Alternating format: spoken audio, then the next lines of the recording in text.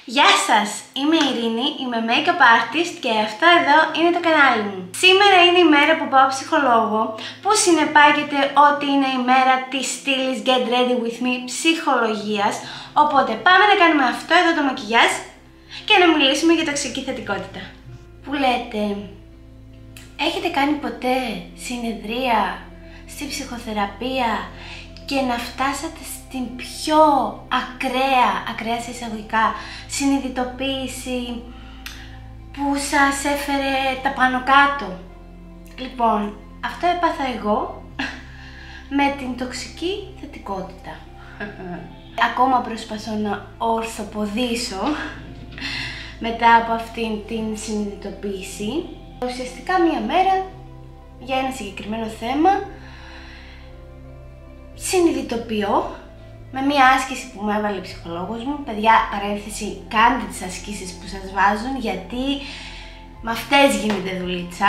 Κάνοντας λοιπόν την άσκηση αυτή, συνειδητοποιώ ότι είμαι ένας τοξικός άνθρωπος, όπως οι περισσότεροι από εμάς βέβαια, αλλά η ιδιαιτερότητα η δική μου είναι ότι είμαι ένας τοξικά θετικός άνθρωπος. Δηλαδή, η θετικότητα που με διακατέχει, το να τα βλέπω όλα θετικά, όλα ευχάριστα και όλο αυτό, όχι μόνο είναι τοξικό για μένα, αλλά και για τους γύρω μου. Και αυτό εμένα με βάρεσε κατά κούτελα και πραγματικά δεν ήξερα από πού μου ήρθε. 5 χρόνια μετά είναι η πιο δυνατή συνειδητοποίηση που έχω κάνει. Και μετά άρχισα να ψάχνω και μαζί με την ψυχολόγο μου, αλλά και να διαβάζω τι είναι αυτό, τι είναι η τοξική θετικότητα και γιατί, από πού πηγάζει.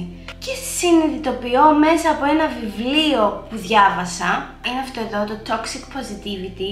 Πάρα πολύ ωραίο βιβλίο, up to date, πραγματικά μιλάει απλά, κατανοητά, είναι σύγχρονο και συνειδητοποίησα ότι αυτό όλο το κομμάτι με τη θετικότητα και την επιτυχία και την ευτυχία και όλα αυτά είναι μια κουλτούρα, είναι ένα κατασκεύασμα σε εισαγωγικά που μας θέλει να κυνηγάμε την ευτυχία, να κυνηγάμε την επιτυχία, τη χαρά και όλα αυτά, αλλά με κόστος βασικά, τα συναισθήματά μας.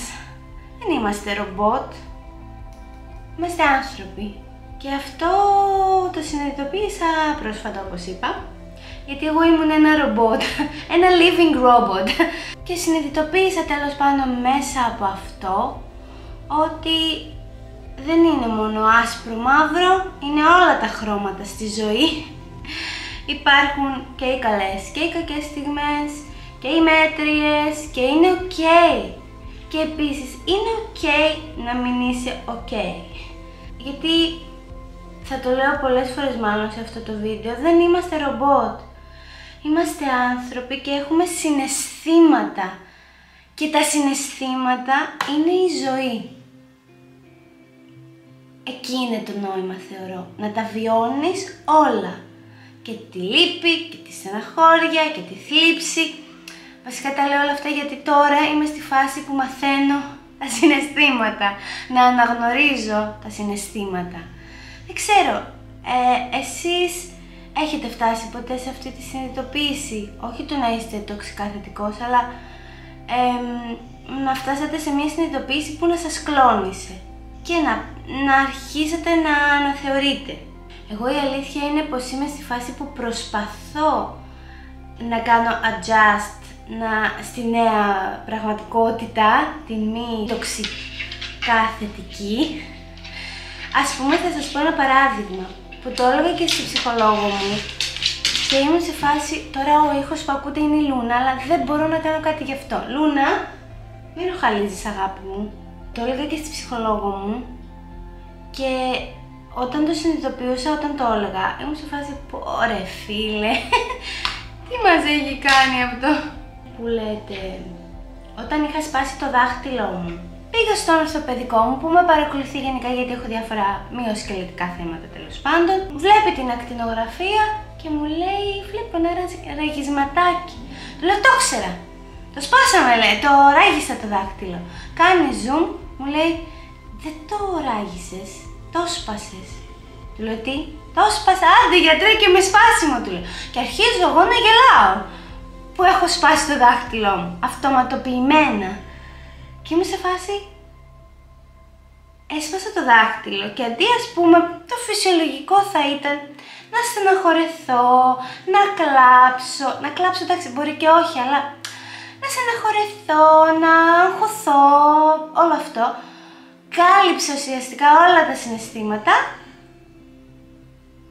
με το γέλιο, με τη χαρά, με την τοξική θετικότητα.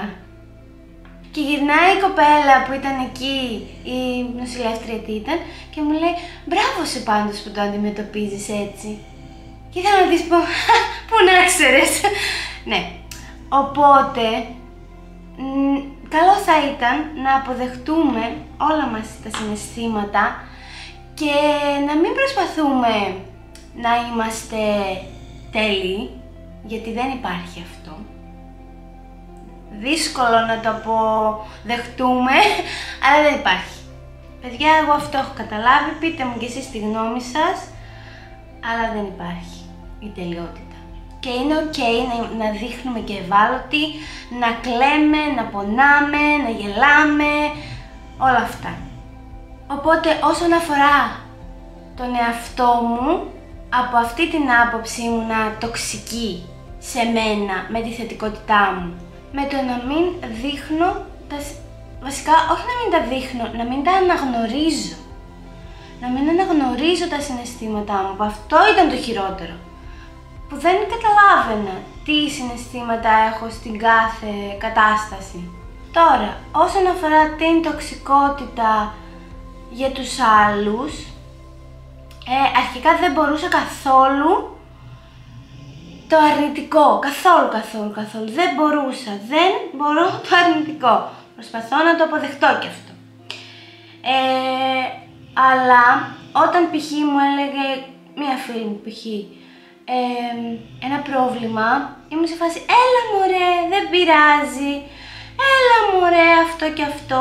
Ενώ η κοπέλα, όποια ήταν αυτή, είχε κάποιο θέμα εκείνη την ώρα, κάτι την απασχολούσε. Και εγώ ήμουν σε φάση, έλα μωρέ εντάξει και δες το θετικά, και έβρισκα πάντα κάτι θετικό να πω. Που εκείνη την ώρα εγώ, ως τοξικά θετικός άνθρωπος, ακύρωνα το συναίσθημα στον απέναντί μου. Και αυτό είναι ό,τι χειρότερο μπορείς να κάνεις σε κάποιον. Πραγματικά. Εν τω μεταξύ, εγώ ότι θα πάω ψυχολόγο με ροζ μάτι, τέλειο. Οπότε, ok να είσαι θετικός, πολύ ok, είναι ωραίο και άμα το καταφέρνεις, σούπερ, αλλά μέσα στη θετικότητα πρέπει να αποδέχεσαι και όλα τα συναισθήματα και τα αρνητικά και να τα αποδέχεσαι και να τα αποδέχεσαι. Οπότε είναι πάρα πολύ σημαντικό να μην ακυρώνουμε τα συναισθήματα των άλλων. Είναι από τα πιο σημαντικά και να ακούμε τι έχει να μας πει απέναντί μας. Νομίζω με αυτόν τον τρόπο βοηθάμε καλύτερα το να ακούσουμε τον άλλον, να πούμε ένα σε καταλαβαίνω ή ακόμα και να μην καταλαβαίνουμε, γιατί εγώ στην αρχή δεν καταλάβαινα τα αρνητικά συναισθήματα ή κάτι που μπορεί να νιώθει ο άλλος, αλλά μπορείς να πεις δεν μπορώ να σε καταλάβω, αλλά είμαι εδώ, ό,τι θες. Και έτσι γίνεσαι πολύ πιο ανθρώπινος, το να ακούς και να μην προσπαθείς σε κάθε κατάσταση να βρεις κάτι θετικό. Που είναι ok να είσαι θετικός άνθρωπος, αλλά δεν είναι ok να ακυρώνεις όλα τα υπόλοιπα. Να βλέπεις το κάθετη, γιατί κάποιες καταστάσεις δεν μπορούν να είναι θετικές, είναι αρνητικές και πρέπει να το αποδεχτείς, γιατί έτσι είναι η ζωή, τα έχει όλα. Δεν έχει μόνο θετικά, αλλά δεν έχει ούτε αρνητικά συνέχεια, είναι όλα. είναι όλα είναι η ζωή, όλα. Και οι αρνητικές καταστάσεις και οι θετικές και οι χαρούμενες. Η Λούνα όσο μιλάω ροχαλίζει όλο και πιο δυνατά και δεν ξέρω πόσο κουραστικό θα βγει αυτό το βίντεο. Εν τω μεταξύ, ο καθένας αναπτύσσει κάποιους αμυντικούς μηχανισμούς. Εγώ αυτό το ανέπτυξα από πάρα πολύ μικρή. Ήταν ο τρόπος μου να αντιμετωπίζω τις δυσκολίες με το να τα μειώνω όλα. Και κατ' επέκταση μετά αρχίζεις να κλειδώνεις τα συναισθήματά σου. Και μετά ως ενήλικας να μην τα αναγνωρίζεις καν. Τώρα πλέον σκοπός είναι να τα αναγνωρίζω και να ακούω τους απέναντί μου χωρίς να μειώνω τα συναισθήματά τους και να τα ακυρώνω, που αυτό είναι το σημαντικότερο, θεωρώ. Και πολλές φορές όλα αυτά πηγάζουν από γονείς που λένε π.χ. είσαι δυνατός εσύ, μην κλαις, είσαι δυνατός. Τι να μην κλάψει, θα κλάψει το παιδάκι γιατί έχει συναισθήματα και πρέπει να κλάψει γιατί νιώθει έτσι π.χ. Νιώθει στεναχωρεμένο, νιώθει οτιδήποτε. Το συζητούσα με μια φίλη μου που είναι δασκάλα ειδικής αγωγής και μου είπε να δω ένα συγκεκριμένο παιδικό που λέγεται «Τα μυαλά που κουβαλάς», αν δεν κάνω λάθος. Και θέλω να το δω γιατί η πρωταγωνίστρια είναι στη φάση που αναγνωρίζει τα συναισθήματά της και μαθαίνει. Επίσης, ναι, αυτό το άλλο είναι ότι μπορούμε ταυτόχρονα να νιώθουμε πάρα πολλά συναισθήματα. Το ξέρατε εσείς αυτό, γιατί εγώ δεν το ήξερα. Μπορείς να είσαι ταυτόχρονα χαρούμενος, λυπημένος, νευριασμένος και χαρούμενος, αγχωμένος και χαρούμενος, νευριασμένος και λυπημένος. Το ξέρατε? Πείτε μου ότι δεν το ξέρατε, να μην νιώθω μόνη μου. Και είναι και αυτό γιατί είναι και αυτά μέσα στη ζωή. Οπότε είμαι σε φάση τώρα που προσπαθώ να αναγνωρίσω ότι αρχικά υπάρχουν και άλλα συναισθήματα πέραν του καλά-κακά, χαρά, λύπη και ότι μπορούν και να συνυπάρξουν. Σοκαριστικό. Πάντως αυτό το θέμα είναι η αλήθεια ότι με συγκλώνησε πάρα πολύ γιατί και το βιβλίο που διάβασα ήταν πάρα πολύ δυνατό βιβλίο και επειδή ήταν και σύγχρονο, μιλούσε για τα τωρινά δεδομένα που όλοι παλεύουμε να πετύχουμε κτλ. Και γενικά δείχνει ότι είναι μια ολόκληρη κουλτούρα αυτή της τοξικής θετικότητας και κάπως μας παραμορφώνει και μας κάνει να είμαστε σαν ρομπότ. Γιατί φτάνουμε σε ένα σημείο που κυνηγάμε τόσο πολύ την ευτυχία και τη χαρά και όλα τα θετικά που κλειδώνουν όλα τα αρνητικά και δεν ζούμε σαν ρομπότ. Και νομίζω χάνουμε και το νόημα. Το νόημα δεν είναι να τα βιώνουμε όλα στο έπακρον. Γιατί αυτό είναι η ζωή. Θα το ξαναπώ και θα το ξαναπώ και θα το ξαναπώ. Πάρα πολύ σημαντικό θέμα αυτό. Αν το έχετε βιώσει κι εσείς αυτό, είστε κι εσείς κάπως έτσι που δεν μπορείτε τα αρνητικά συναισθήματα και όλα τα αρνητικά γενικά καταστάσεις κτλ. Και αυτόματα σε μια αρνητική κατάσταση βρίσκεται το θετικό, πείτε μου το, σας παρακαλώ να μην νιώθω μόνη μου. Να μαζευτούμε όλοι μαζί εμείς οι τοξικά θετικοί άνθρωποι να δούμε τι θα κάνουμε. Πάντως ναι, νομίζω ότι πλέον έχει αρχίσει λίγο να μπαίνει το είναι ok να μην είσαι ok. Γιατί παλιά, ας πούμε, λίγο πιο παλιά, κάποια χρόνια πριν, βομβαρδιζόμασταν με quotes του τύπου Happiness is a state of mind, πρώτη εγώ από όλους. Το αγαπημένο μου quote που δείχνει ένα παιδάκι που έχει κερδίσει την 3η θέση και είναι χαρούμενο. Αυτό τώρα είναι ο τρόπος σκέψης, ναι, αλλά δεν γίνεται να μην στεναχωρεθείς άμα πας για την πρωτιά και δεν την πάρεις να μην στεναχωρεθείς. Δηλαδή εκεί κάπου πρέπει να το βρούμε, νιώθω, ότι μπορείς να στεναχωρεθείς για κάτι, όχι μπορείς, θα στεναχωρεθείς για κάτι, αλλά αποδέξου το, βίωσέ το και μετά πάμε παρακάτω. Κάπως έτσι το νιώθω. πάω σε κραγιόν και τελειώνω σιγά σιγά. Νομίζω ότι έχω φτάσει, έχω πει αυτά που ήθελα σε αυτό το θέμα. Ήθελα πάρα πολύ να το συζητήσουμε, οπότε περιμένω τα σχόλια σας από κάτω. Να μου πείτε και εσείς τη δικιά σας άποψη και γνώμη πάνω σε αυτό το θέμα. Το βιβλίο διαβάστε το προτείνω 100%. Ας ψεκαστώ κιόλας.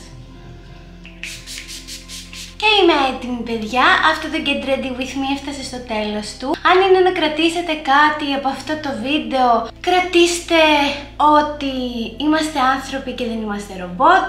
Να μάθουμε να αποδεχόμαστε όλα τα συναισθήματα, γιατί στη ζωή υπάρχουν όλα τα χρώματα. Αυτό ήταν το βίντεο, αυτό ήταν και το μακιγιάζ. Δεν ξέρω πώς μου βγήκε να κάνω αυτό το look για να πάω ψυχολόγο. Τέλος πάντων, αν σας άρεσε το βίντεο και το μακιγιάζ, κάντε like και subscribe. Αν σας άρεσε η θεματολογία του βίντεο, γράψτε μου το και αυτό κάτω στα σχόλια για να ξέρω να συνεχίσω να κάνω τέτοια βίντεο, γιατί εμένα προσωπικά μου αρέσουν πολύ. Οπότε σας περιμένω στα σχόλια. Σας ευχαριστώ πάρα πολύ και τα λέμε σύντομα.